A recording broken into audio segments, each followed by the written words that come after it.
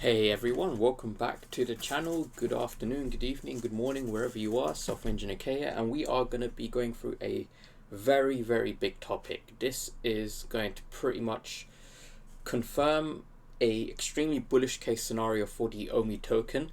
It's a video I haven't done before, but I have spoken about it, and it's a topic that a lot of people, believe was a bit of a lie. It is not. It is more complicated than that, and I'm going to be breaking down exactly one of the ways which ECOMI can compliantly enable OMI token buybacks. Okay, that was a big one that a lot of people, they kind of were asking, when's that happening? There's no sort of buy pressure on the token coming from what was expected. So I'm going to be breaking down one of the ways and why we didn't quite see fruition of some of the OMI token buybacks before. So what I'll do is, firstly, for those who aren't aware, the initial system that we currently have is pretty straightforward. So what we currently have is, let's see, I think I have a shape here. Actually, let's go freehand.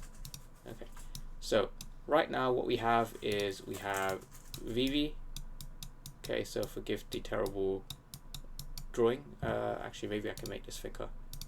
Okay, yeah. So VeVe,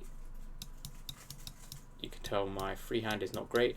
Okay, so people would purchase a drop from VeVe, right? So let's say they purchase 1 mil worth. Okay, so 1 mil. Can I write this? Okay, and dollars. Okay, so $1 million. That is, let's say, the retail price of a drop. Now, typically what would happen is 7% of that would get sent to a buyback fund, right? So I'm going to create another box here, and rather than writing it, I'm just going to type it. So buyback fund. Okay, and within that, we would be getting about 7%, right? So 7%. So within this buyback fund right now, let's say they do a $1 million drop, 7%. Within this buyback fund, we currently have, let's see, $70,000, right? So what we would then do is we would go to an exchange. Okay, so exchange, and we would take that $70,000 and buy with it $70,000 worth of OMI.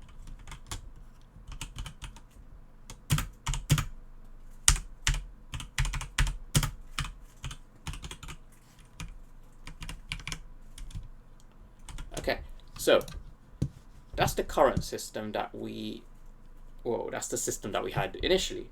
Now, makes sense. You have a drop. Let's say they do $1 million worth of NFTs on retail. VeVe gets that $1 million. Obviously, they have fees and Apple fees and licensors, etc. 7% of it, though, overall gets sent to a buyback fund. That's $70,000 from this 1 million drop. And then what we then have is that $70,000 is used to purchase back $70,000 worth of OMI from an exchange. That was the initial system. That eventually is used to top of the reserve wallet. So what is the problem with that? Well, the problem with that is a company like ECOMI, which tries to offer, or tries to operate as compliantly as possible. Any crypto project out there, when they are spending funds to buy back their own token, if we look at a real world analogy of companies, this would be known as a stock buyback. They have to use things like, liquidity impact tools to make sure that they're not manipulating the price of their token, or say their stock. And, there's a lot of kind of legal compliance involved. Similarly, with a crypto project, if you're buying back your own token, that implies a reasonable case of expectation of profit, which under the SEC, the Securities Commission, would classify the token as potentially a security. And if you get a token classified as security, then that's a whole kind of sticky situation. You do not want to be in it. Look at Ripple, XRP. They've been in a lawsuit for Ripple being a security for like the past 2 years.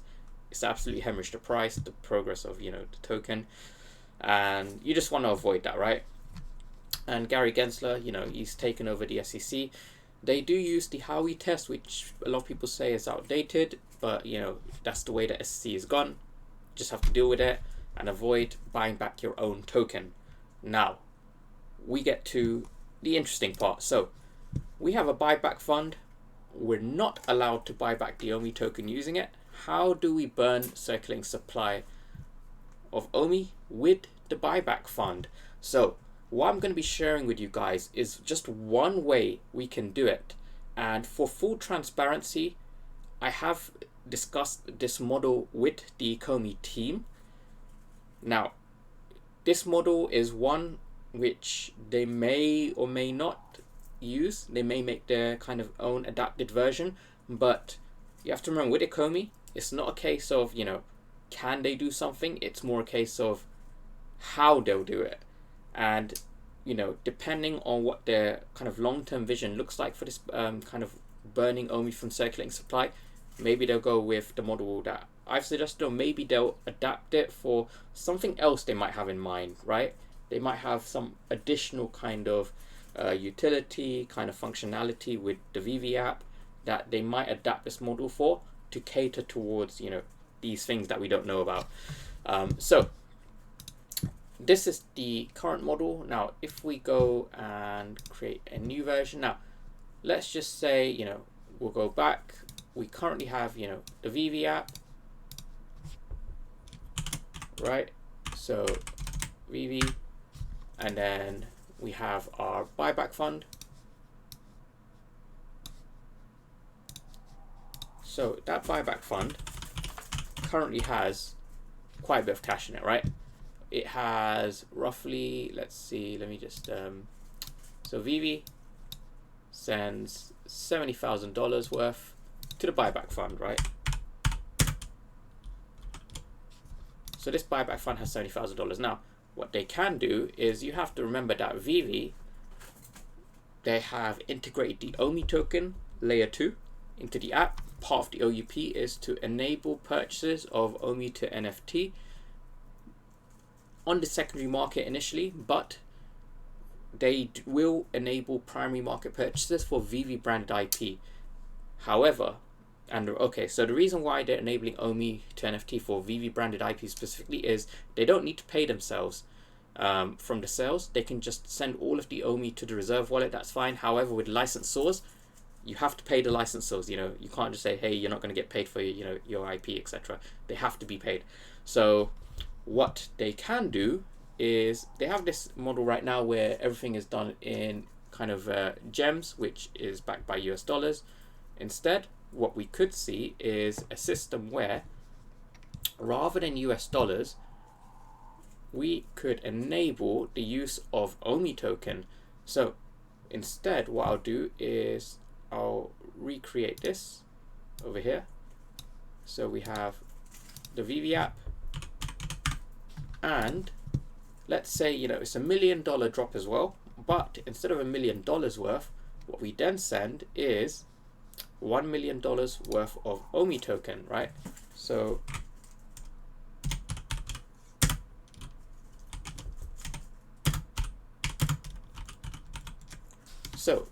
they enable users to spend their OMI tokens.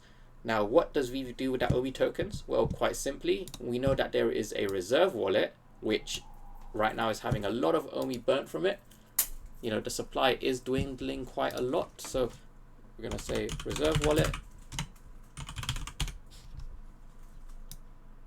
And what they would then do is take that OMI token, send it to the reserve wallet. Okay. Now, that's all, you know, that's all well and good, but we do have another problem. How do we pay the licensor? So the licensor is sat here. Okay, so let's just say this is the user, right? And the user has decided to send, you know, $1 million worth of OMI tokens to VeVe. They get their NFTs. So let's just put that in as well.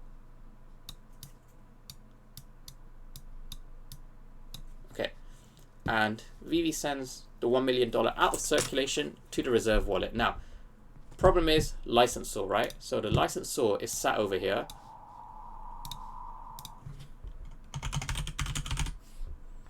And they are waiting for their money, right?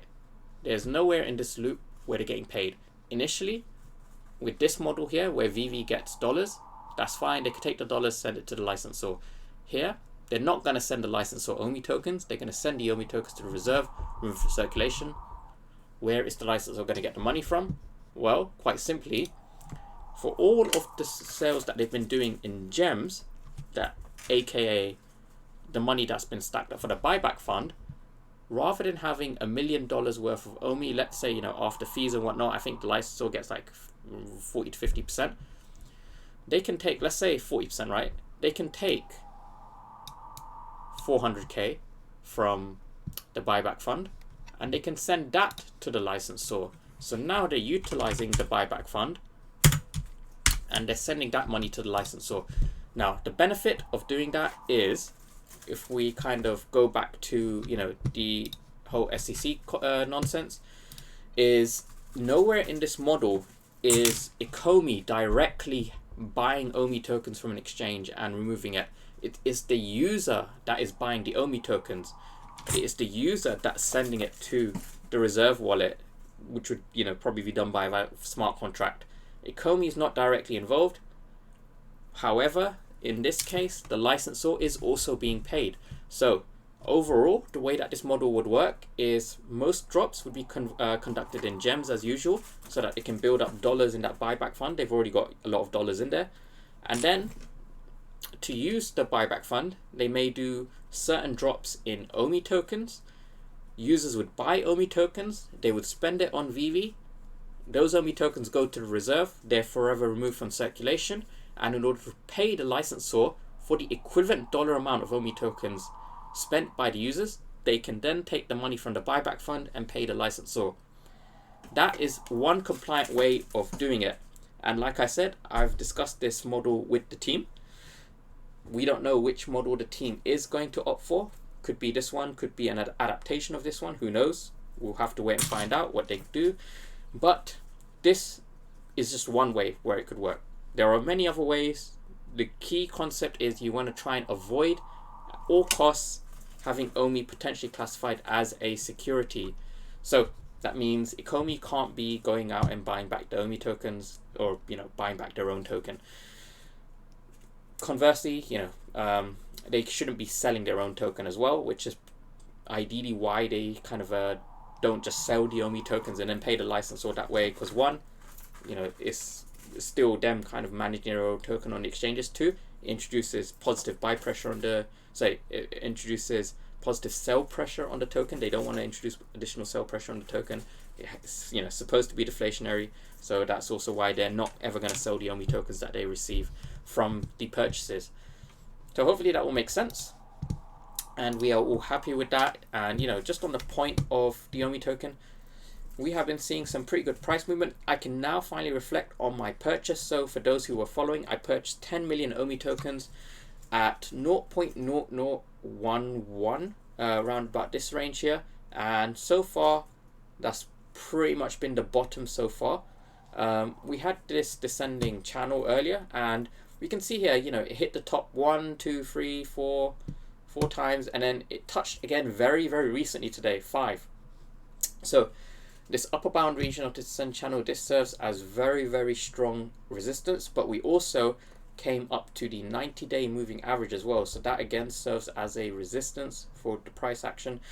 So, you know, we kind of touched both the 90-day moving average and this upper bound region, and, you know, obviously had a bit of a sell-off, some profit taking, but overall we have been on a bit of an uptrend since I would say since probably last month. Yeah, it's been about a month now. We've been just trending upwards. I think OMI's up about 35% against the month. Probably less now, you know, maybe 28%, 27%. But OMI is doing very, very well relative to the rest of the market. However, you know, there are multiple events that could take place. You know, the Mount Gox, the creditors getting compensated. That's probably going to be the biggest kind of like event that could really dump Bitcoin. You know, we're still waiting for kind of key figures from, you know, the US based on, like, you know, inflation, unemployment levels, etc. You know, the euros come down to you know, parity with the US dollar. There's been a lot of world events happening, so, you know, there's a lot of stuff that could bring down the price of crypto, and that could also affect OMI.